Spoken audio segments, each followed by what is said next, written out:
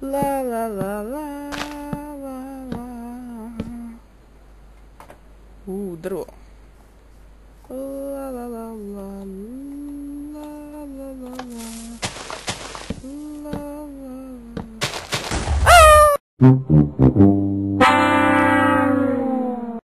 I pozdrav svima, danas ću vam pokazati kako napraviti zamku u Minecraftu.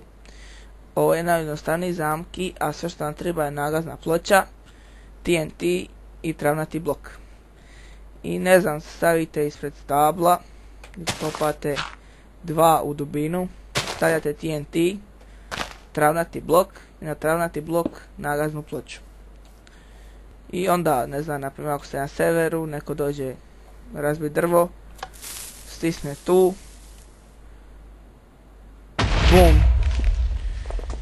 i eto ga, to je to.